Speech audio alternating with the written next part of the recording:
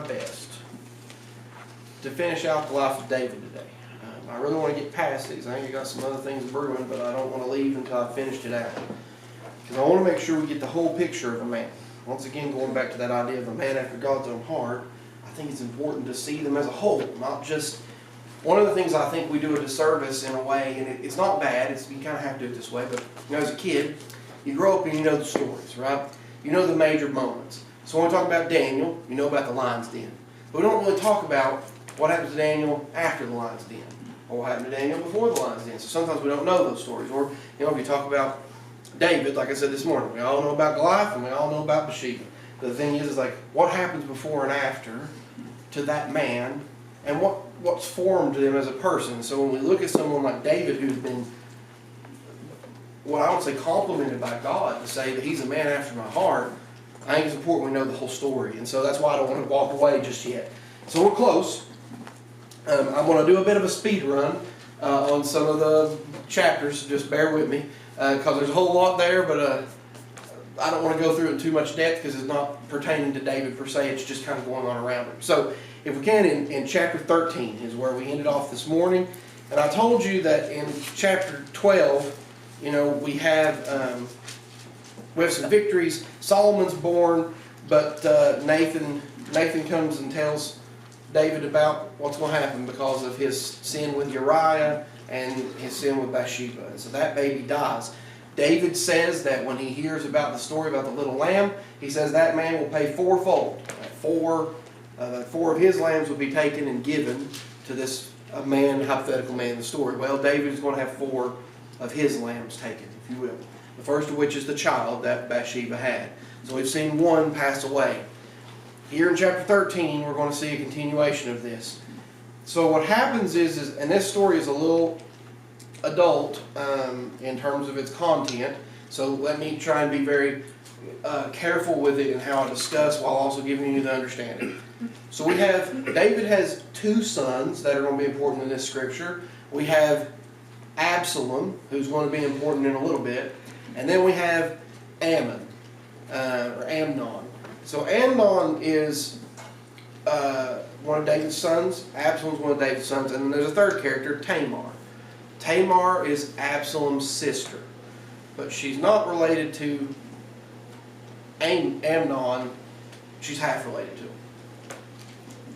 It's a little complex, right? So there's a little bit of a stepsister thing here going on.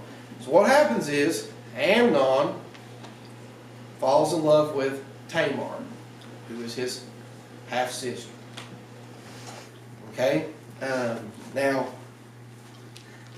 clearly this is not going to work out well, and it does not go well. But he falls for her, so much so that it says that he was sick. And what's interesting is in verse 2, there's a really interesting phrase. I pointed out only because this is curious to the story. Amnon says, and Amnon found it hard for him to do anything to her. Meaning he did not think he would ever do anything to hurt her or hate her. Unfortunately, that's not true. So what happens is, give you the short form version of it. You have a friend, quote unquote, of Amnon who is a scumbag, if you will. He says, hey, I got an idea. Pretend like you're sick. And while you're sick, you can have your sister, half-sister, come bring bread to you while you're sick. And you can spend some time with her that way. And Amnon thinks, that's a pretty good idea. I like that. I'd like to spend some time with her. Well, long story short goes, she comes, brings him bread, and then he says, hey, thanks for the bread. I love you.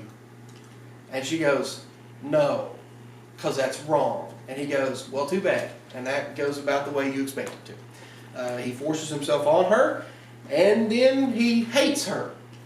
This is all the logic. Within about 10 minutes, all this happens. There's fake bread, or fake sickness, to bread, to I love you, to I'm going to be problematic in this situation, to, well, now I hate you. That's the story. And notice, and I'll say this because it's interesting, she tells him in verse 12, nay, my brother, do not force me, for no such thing ought to be done in Israel. Do not do this folly, or do not thou this folly. However, he doesn't listen to her, and he's stronger than her, and that goes poorly. But then in verse 15, it happens, and then he hates her, so that the hatred wherewith he hated her was greater than the love wherewith he loved her. And then he throws her out and locks the door behind her. There's a story. Ain't that a great uplifting chapter? Well, here's the thing. Absalom hears about it because the sister comes home crying. And he says, cool, well, I'm going to do something about it. Because here's what's interesting. I found this curious. We see in verse 21 of chapter 13, David is very upset. It says, but when King David heard of all these things, he was very wroth.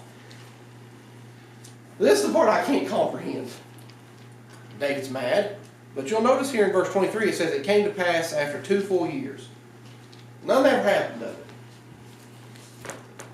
I think we're in the wrong. Where are we at? 2 Samuel chapter 13? Second. Yeah. Okay. We're right. Nothing happens for 2 years. So Absalom says, guess I'll take it in my own hands. So he basically goes to David and he says, hey, listen, could I get some of your kids come help? Can I get some of your sons come help me? We're going to go shear sheep. And David's like, you don't need any help. You have servants. He's like, yeah, but like, it'd be a good experience for him. And then David's like, I don't know. I don't really want to. He's like, well, at least let Amnon come with us. He's like, he's pretty good at shearing sheep. And David's like, well, I don't really think so. But he's like, okay, fine. If you're going to keep telling me about it, I'll let him go. So what happens? Kills him. Absalom kills his brother. There's sheep number 2. That's the second son of David that's dead, that his own brother slew.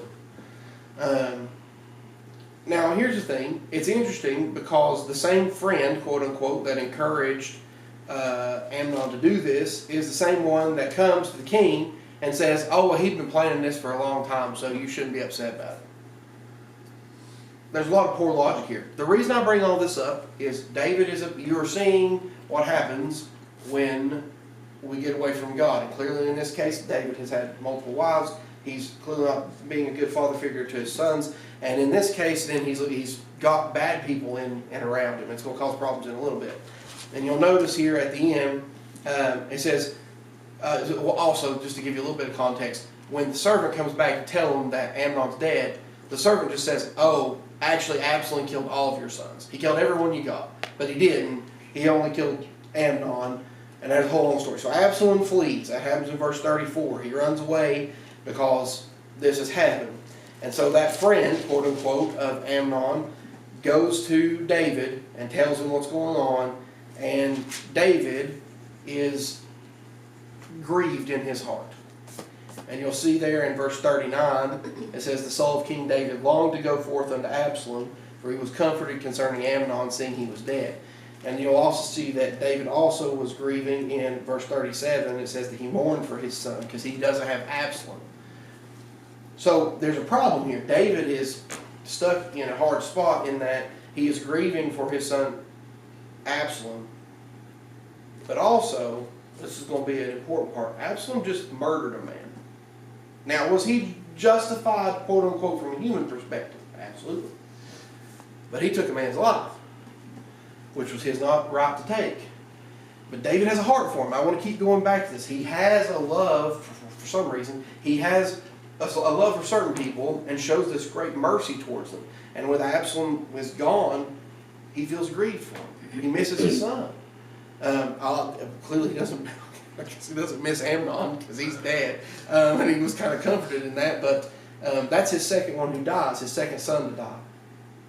Now, in chapter 14, Absalom gets to come back. Joab, who's going to be an important character in all the rest of the story, is David's like chief of the army, and he's one of his right-hand men. He's a really important person. He's kind of, I wouldn't say he's his best friend, but he might be pretty close. Joab comes to him and says, hey, listen, I think you should bring Absalom back. Like, don't let him stay away. He thinks you're going to kill him. And David's like, no, no, no. And so eventually they bring Absalom back. I told you I'm kind of hitting the highlights, so bear with me. However, there's two parts to this. First of all, David says he can come back, but I'm not ready to see him. So let him go to his house and don't bring him to me. Because I'm still a little upset. He did murder a person. So Absalom comes back, verse 25.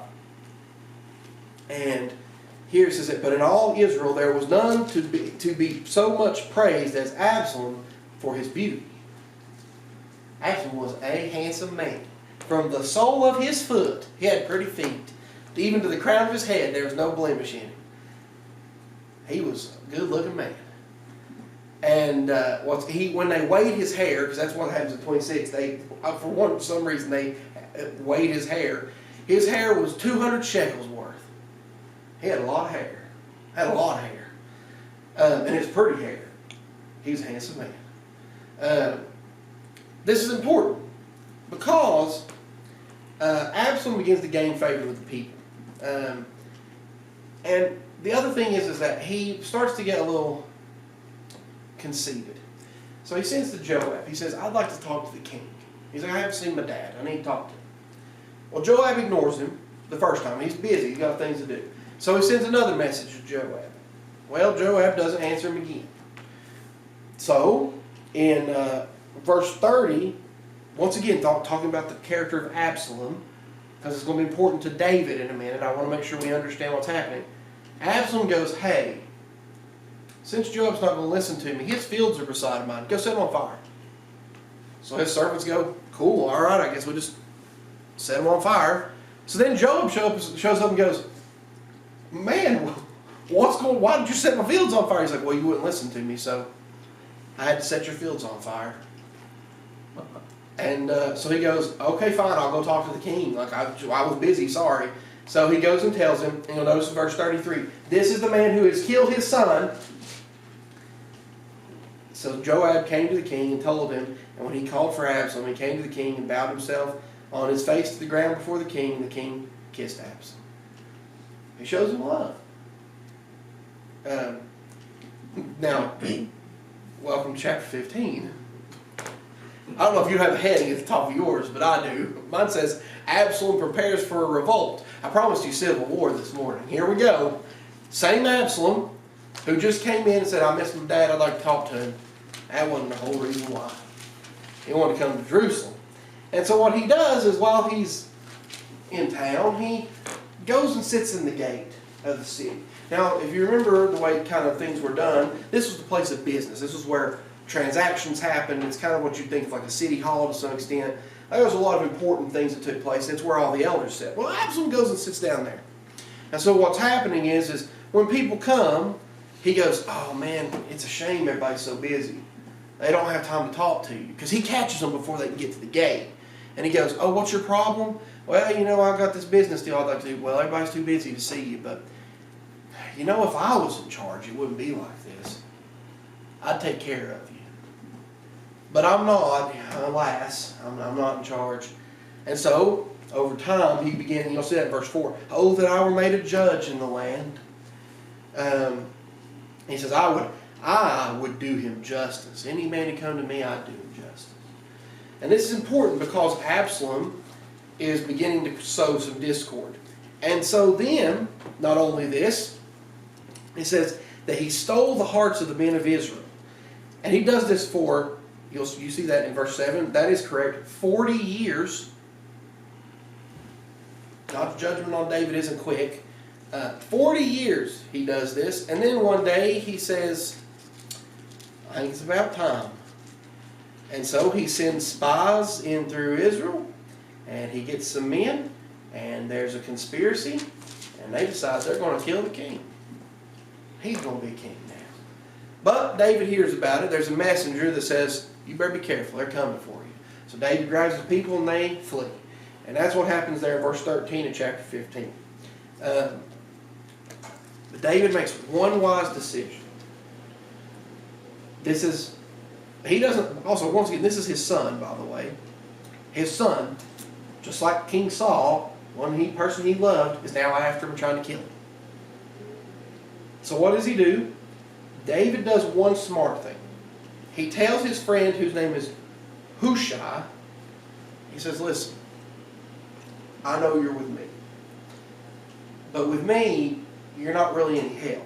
Because you're my advisor, but I'm pretty sure I know what to do right now. What I think you should do is go align yourself with Absalom and give him bad advice. And he's like, all right, cool. So he goes because he says, I'm going to serve the king. So he goes to Absalom, and that's exactly what he does. That brings us to verse 6, chapter 16. I do want to point this out in chapter 15. I told you that there are some things that are problematic with David. Look at verse 16 of chapter 15. Now this is when he leaves.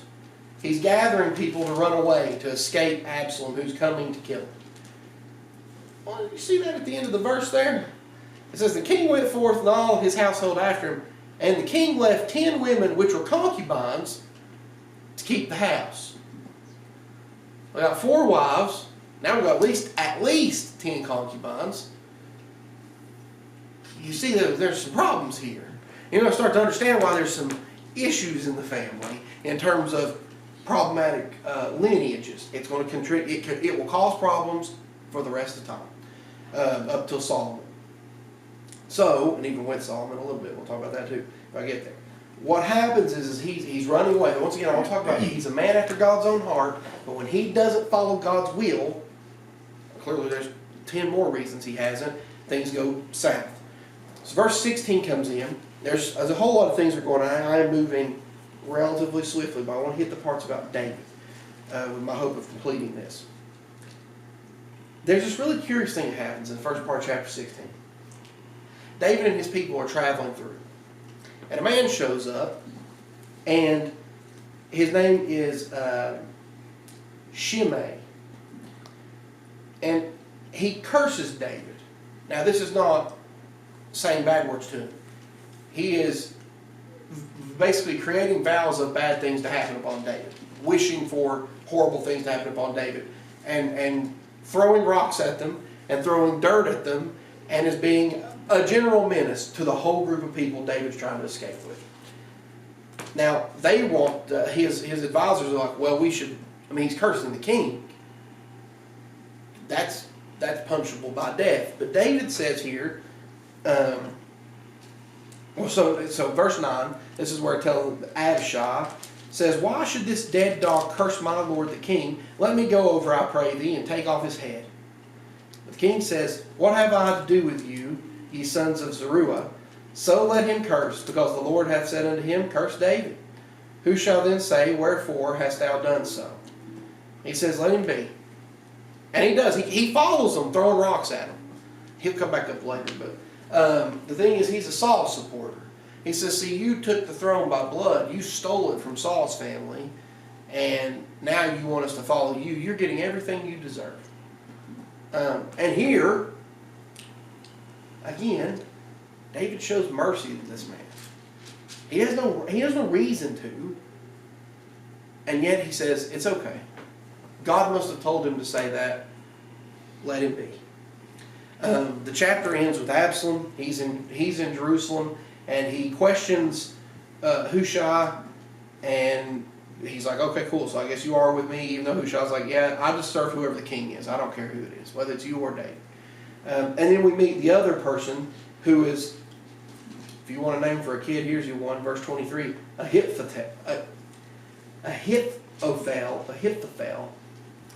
Yeah, I'll get to say that a few times here in a minute, don't worry. That is Absalom's advisor. So he has 2 advisors. You can see how that goes here in a minute. We have Hushai, and we have Ahithophel. There's his 2 advisors. And that's going to be a problem here in a little bit. In fact, it's a problem now, because that's what happens in chapter 17. To give you the short form version of it, Absalom says, I'm going to go find Dad. It's time to kill him. Ahithophel says, hey, listen, you know what he's going to do. He's going to go hide in a city. We should go search the cities, find him, and get rid of him. However, you remember, Hushai is told to give him bad advice. And he goes, well, listen, you know your dad. He's smart. He's a warrior. He's not going to get tired. His people don't get tired. They're mighty men. He says, if anything, what's going to happen is they're going to go out into the wilderness and hide somewhere there so you can't find them. So what we need to do is get a big group of people and try and find them.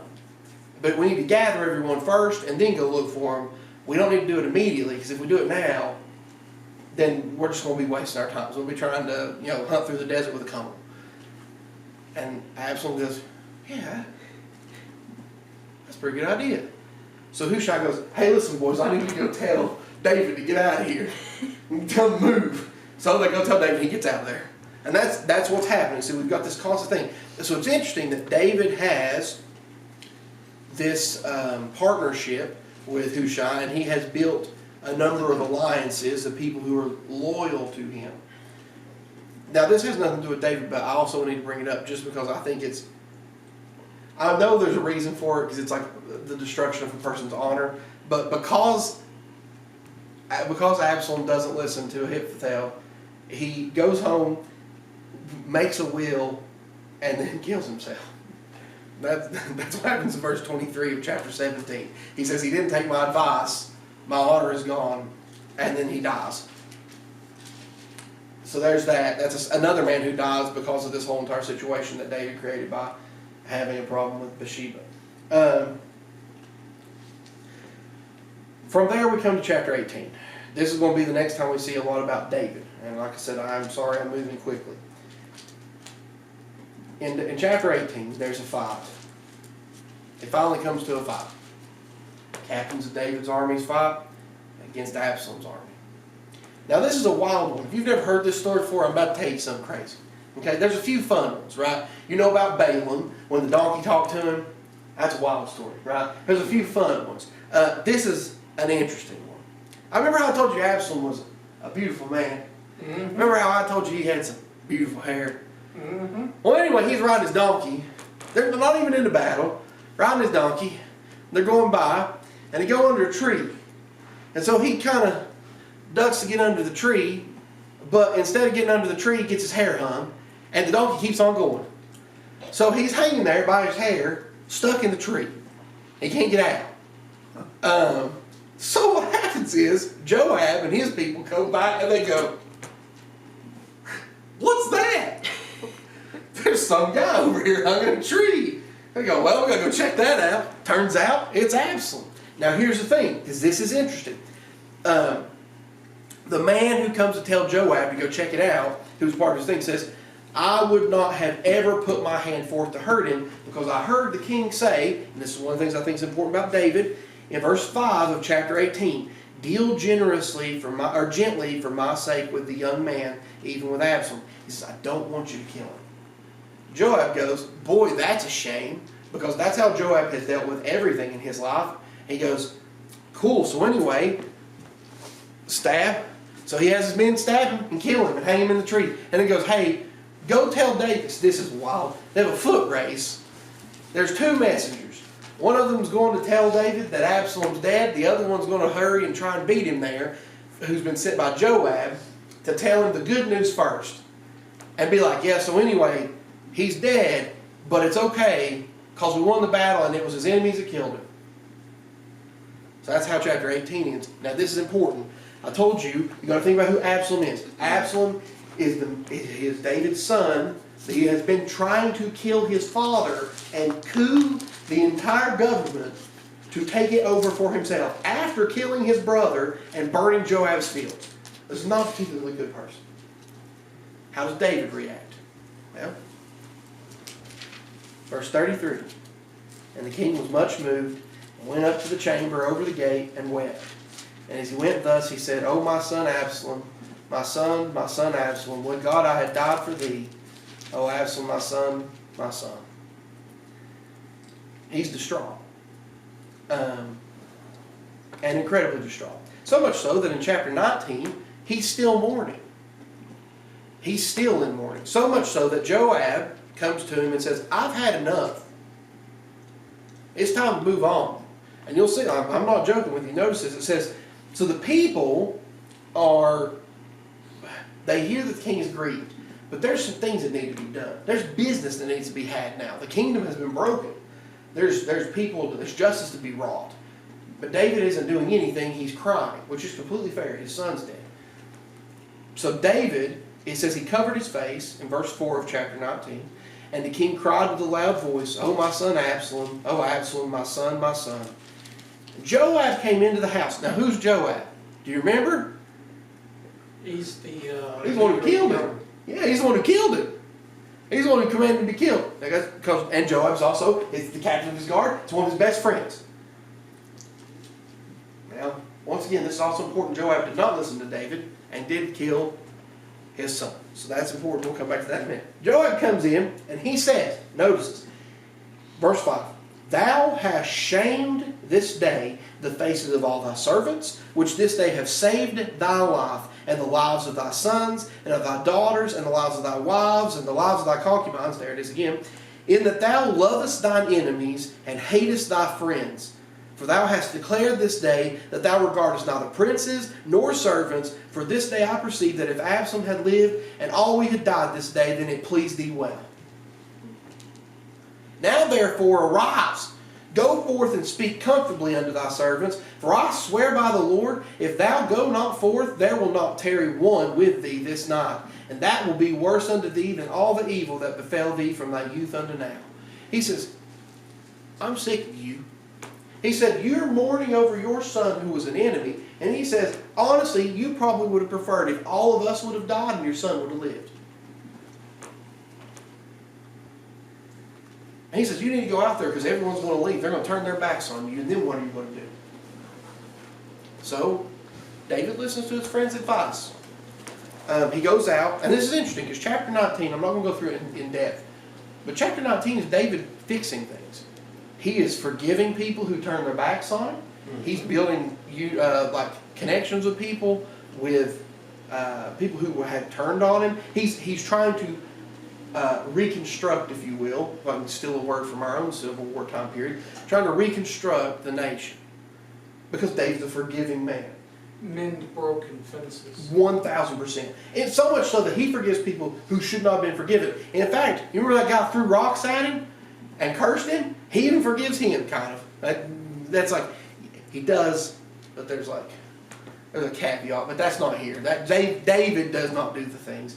But he even says, I won't kill him. Says it's okay, it's whatever. However, there's one thing he does do. It has to do with Joab. Because Joab was the captain of David's army. There's another person whose name is Amasa. Amasa was the captain of Absalom's army. David, when all is said and done, replaces Joab with Amasa. Now, I'm sure you can tell, Joab is a very even-keeled man and took this very well, and there's no more, we're not going to talk about him ever again and anything that happened with him. But there's an important thing to know about Amasa. He was really close to David. David even counted him almost as one of his sons. And he was his nephew, technically, because he was Absalom's son, I believe, if I remember correctly, the relationship. But they were close. So he puts him in charge of the army. Well, now chapter 20 comes along. And, there's another man named Sheba. And they call him a man of Belial, so he's a bad person. And he decides, you know what? Everybody else is having a coup. I'm going to have a coup too. I'm going to be the king. He doesn't even have a reason to call it. He's like, I'm going to be king now too. So he gathers some people and starts to go in. Well, so here's what happens. They go down to deal with this. Joab does. On the way, or Amasa does, I should say. On the way, he meets Joab. He comes up to him and goes, notice this in verse 9. Art thou in health, my brother?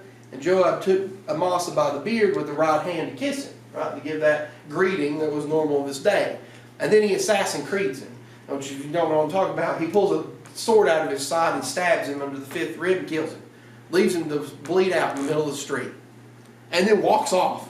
Some other random person coming by takes him and moves him out of the road. He just killed him in the middle of the road and left him. People are walking. They're going to war. Nobody helps him. So a man takes him and pulls him off the side and puts a thing over him as he's bleeding out. So this is not David's fourth lamb, but boy, it's a 3.5, if you will. Now they go and they take care of Sheba. Sheba gets destroyed. There's nothing about that. There's a whole bunch of fights that happen now, though. There's fights with the Gibeonites, or the Gibeonites get avenged. They are upset with Saul. There's a whole entire thing. David allows them to kill some people from Saul's family, but he won't let them have Mephibosheth. Because he says, that one's special. You don't get to kill him. But they do get to kill 7 other people. Including a bunch of sons of Rizpah and of his own wife, Michael. He lets them kill 5 sons of her. I don't know if they're his sons. I assume not. So I don't know if that was from the other guy she married for that time period. And they just let them all get killed. But so anyway, that happens. Then the Philistines come in, and they fight them. There's a guy, just in case you're wondering for some random facts of the Bible, there's a man in chapter 21, verse 20, who has 6 fingers on every hand and 6 toes on both feet. So he has 24 digits, and he's a big, tall giant man. Does that help any in terms of understanding the Bible? No, but it was interesting, so that's what you get. It doesn't have anything to be David after man after God's own heart, but I thought it was curious. So they win. David is able to defeat them. Chapter 22 is wonderful, and maybe one day, if God gives me the chance, I'll come back to it. It's a song. There's a whole entire chapter here, 51 verses of David praising God. So the thing is he's made some mistakes. He's got some problems. When it comes down to it, David knows who to give the credit to. He'll never take it himself. And those 51 verses are great. And if you want to read about a man who's trying to tell God thank you in a beautiful way and how little he is, there's your chance. Read through it, it's beautiful. Now we come to chapter 23, and there's a little bit of weird timing here. Because this is going to say, now these be the last words of David. But he's not going to die for a little while. So there's some things to go on. But here in 23, he's going to give kind of his final words over some things. We're going to get a touch on his mighty men, and none of that's important for us tonight. But if you want to read about some crazy things that happened and some interesting people, the chapter 23 of Samuel, 2 Samuel, are full of some heroes. 24 is where I want to get to, and then I'll need to hit 2 chapters in 2 Kings or 1 Kings, and we'll be done. 24 is David's other big mistake. So we have Bathsheba, that's a big one. The Ark of the Covenant was a pretty big one, but this is going to be the second big one. It says, the anger of the Lord was kindled against Israel, and he moved David against them to say, go number Israel and Judah. And you go, oh my goodness, God made David sin. No. This is a curious thing. That's why I love being able to look at the Bible and read into it. That word for he is curious. It is not a pronoun who refers to the Lord in the first part of the sentence. It refers to one who is a deceiver. I'll take a wild guess who that one is. What happens is God's angry with Israel because they've become corrupt. So he removes his hand. And guess who comes sneaking in? Old Satan. And he says, hey David, you know, things have been pretty bad. You've been at war quite a bit. What happens if you don't have enough people? You need to know what to do. What if there's not enough people? What are you going to do? And so David says, well, I'm going to go number the people, even though God has expressly told him not to. And notice this is interesting. Verse 2, for the king said to Joab, go now through all the tribes of Israel, I'm skipping a little bit, down from Dan even to Beersheba, and number you the people, that I may know the number of the people. Now Joab said to the king, now the Lord thy God add unto the people, how many soever they be, 100-fold, and that the eyes of the Lord, the eyes of my Lord the king may see it, but why doth my Lord the king delight in this thing? See, Joab knows. He says, what if God added 100 people? What does it matter? What if he adds 1,000 people? What does it matter? He's like, all you need to know is that God's adding. Why do you need to know the number? That you know God told you not to do this. And David's like, yeah, but what if we're not getting 100 people? I need to know. So Joab does his duty and goes to take care of it. Joab gives the number. If you're curious, it's in verse 9. It's not important. However, verse 10 is of chapter 24. David's heart smote him after he numbered the people. So he knew he'd done wrong. The minute it came through, he says, I shouldn't have done it. I knew I shouldn't have done it. And David said unto the Lord, he prays. He says, I have sinned greatly in that I have done, in that I have done. And now I beseech thee, O Lord, take away the iniquity of thy servant, for I have done very foolishly. He prays to God, and he repents and asks for forgiveness. But the problem is, sin always has consequence. Always. There's always some consequence. So here comes a man we've not heard from yet. We've heard from Nathan. We don't know what happens to Nathan between here and now. He may still be going on, but the person we get now is the prophet Gad. He comes to see David. He says, I got a message from the Lord for you. He says, I offer you 3 things. You choose what your punishment is. So Gad says you have 7 years of famine come upon the land, 3 months of your enemies that will constantly pursue you, or 3 days of pestilence in the land. Now you tell me what you want and I'll tell God. That's what verse 13 says. This is interesting. I told you David's a man after God's own heart. This is the thing we've been talking about, right? Over all of this, we've seen his actions. This is basically his last action, plus or minus, before he dies. David looks at Gad and says, I am in a great strait. I'm in a bad place. Let us fall now into the hand of the Lord, for his mercies are great, and let me not fall into the hand of man. He says, I made the mistake, and I don't want to make another one. Let God decide what he'll do. Now here's what's interesting. I've always loved this. God says, okay. And they get 1 day of pestilence. Ain't interesting? Now God's upset. Now, mind you, that 1 day of pestilence is 70,000 people die. But that's better than 210,000. They've been for 3 days. God had mercy on them even when David had messed up, and he said, God, I don't even have the right to be able to say what it should be. I'll turn myself over to your mercy and pray for whatever you do I know will be right. That's a man after God's own heart, I think. I want to touch on this before we're done. David cries out in verse 17 and says, why should these people suffer instead of me? You should bring the pain upon me, not them. There's 2 parts to this I want to give. There's a sacrifice that Gad comes and says, God wants you to build an altar. And he tells him where to build it, specifically on the threshing place of Araunah, the Jebusite. That's where the angel was whenever God told him to stop, kill him. So David goes to him. This man, who I'm not going to try to pronounce his name again, so I'll butcher it, says, hey, I'll give you the land. I'll give you the stuff for the sacrifice. I'll give you everything. You do whatever you need to do this altar to God. And David says, no. This is one thing I think is important to understand about David.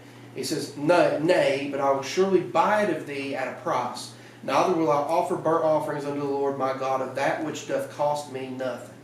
And so he says, this is an important statement in that I cannot offer things to God if they have not been earned by me. He says, I can't give an offering of your things, because then it's not my offering. I think that's important sometimes in terms of our service to God, and I think it's a wise thing for David, in that if I'm going to do something for God, or if God has asked me to do something, I can't have somebody else do the work for me. I have to be the one who does it. And if I'm going to give to God, I have to give of myself, not give of something else. I think that's really curious. The last thing I want to touch on is the last sheep. David is old in 1 Kings chapter 1. He's going to die soon.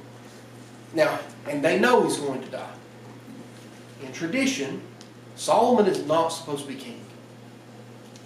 It's supposed to be Adonijah, his other son, who is his son by the other wife, whose name I don't remember. So, mind you, this is why problems become an issue. If he hadn't had 100,000 wives, this wouldn't be a problem. So he takes the throne. He says, I'm the king now. My dad's sick, he's dying, so it's my turn. And David has to, well, first of all, Bathsheba hears about it, and she goes, wait, hold on, I thought you said Solomon was going to be king. And David's like, I did say Solomon was going to be king. He said, well, did you tell your son? He's like, no, I guess I didn't. I knew there was something I forgot. Yeah, right. Oh no, it was on my list. He's like the uncle from It's a Wonderful Life. He's got all the strings on his fingers. I don't remember what they were for. That's what it was. So here's the thing. There's a big long fight and a whole bunch of things happen. But anyway, he has to go and quickly have Solomon anointed king in opposition to Adonijah, and then there's a whole big thing. Basically, it's a big embarrassment for the kingdom. The reason I bring it up is this. Because he doesn't tell his son oversteps his bounds and does this. Then, when Solomon is king, he tries to usurp Solomon too. But he does it sneakily. He asks Bathsheba to ask Solomon if he could marry a specific woman. And I was like, well, I don't understand why that's a problem until I read about it. He wanted to marry one of the daughters of Saul. Because in tradition, if you marry a daughter of a king, you become the new bloodline. Which meant that if he married this daughter, he could become the new king. Instead of Solomon. Because then he'd have double right to the throne. Both Saul and David's king. So, Solomon has him killed. He says, you're trying to be sneaky. And that's the fourth lamb. So that's David's fourfold payment. There's the son, the baby. There's Amnon. There's Absalom. And then there's Adonijah. Whatever, however, Adonijah. Adonijah. I was getting close. Boy, it's hard. I have all the pronunciations written out and they help me none. The reason I bring that up is God will bring the consequences. Now, David dies before this happens. Because Solomon becomes king in chapter 2 after David dies. And yet we see there his fourth lamb has to pass early. And it should. There's a part here in seeing the instructions David gives to Solomon. There's a lot to learn there too. The song of David in 22 of 2 Samuel, and then that advice that he gives to Solomon is really good too. It's been 3 weeks. We've been talking about David and the heart of a man after God's own heart. What I hope is that in looking at it, it's more than just learning the kind of cool lore about David and understanding what happened to him. But that we see in our own lives, there's an opportunity for us to choose God over ourselves. And that if we start to stray from God and we start to lose ourselves and looking for His path, it's very easy for us to find ourselves in a sinful path that causes a lot of destruction. See, if David had asked God about the Ark of the Covenant, if he asked God about some of the other issues that happened, if he'd been at war like he was supposed to have been, which would have been what God would have had him to have done, none of this fallout would have happened in the way it did. But it's because David started to get away from God. He stopped asking. He started taking wives. Anytime he saw something, he took it. He just did things. And so the problem is that David found himself out of the will of the Lord. He was still humble. He was still merciful. At least to some people. I still don't understand his anger towards his wife, his first wife. But in that, he showed what it's like to be a man after God's own heart. It's that. I genuinely think it has to do with his willingness to ask God's opinion before doing things. He asked God's advice on everything. He sought the will of the Lord. He sought forgiveness over revenge. He sought forgiveness over anger. And he always showed mercy to everyone he had an opportunity to. And I would argue that that's exactly what God has done for us. So, if you want to be a man after God's own heart, I think that's probably some things we'd have to focus on. And stay away from having a lot of wives. Because clearly that didn't work. So if you will, I ask you to pray with me then. And as always, if you'd like to join me, you're more than welcome here on the altar. And then we'll be dismissed from there.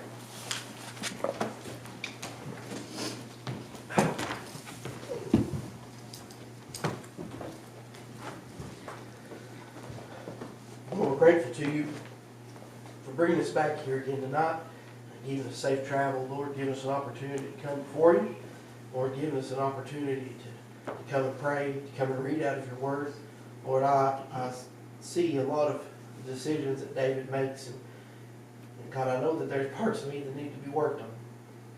I'd like to be able to say that I'm a man after your own heart. I'd like to be able to have that said of me. But Lord, there's too many times I seek my own way, and too many times I seek my own judgment. Lord, I ask you to work with me. Bring me closer to you. And Lord, I know a part of that is on my task to actually take the steps when you give me the leading. So, Lord, I am a sheep. and I'm dumb, and I need your help. So, please, use the rod and staff, God, to bring me along and help me come closer to you. And that may be hard and painful, but I'd rather have that than to be alone and to be far from you. And I don't want to make the mistakes that might cause my life to be ruined. I thank you. You've been good to me, Lord, and you were good to David. And Lord, I need to be more mindful of praising you as he was. So God, thank you. I thank you for all you've done, for your kindness upon me, Lord, in ways I don't deserve. And I lift your name up tonight. It's in your precious name we pray, Lord. Amen.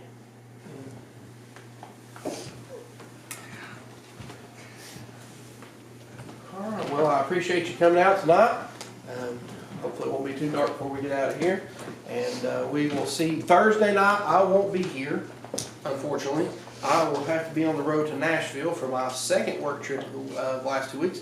But Reese is going to cover that one. And then I should be here Sunday to see you bright and early. So, Thursday is Isaiah chapter 3.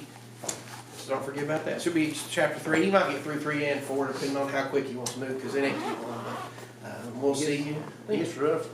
Yes, it does. Well, see, here's the thing. I thought I was going. Or no, it's not Isaiah. It's not Isaiah 3. It's Isaiah 4 because I did 2 and 3 last week. Right. So it'll be Isaiah 4 and then maybe 5. Yeah, I thought I was going to be able to move through it a lot quicker. Whew.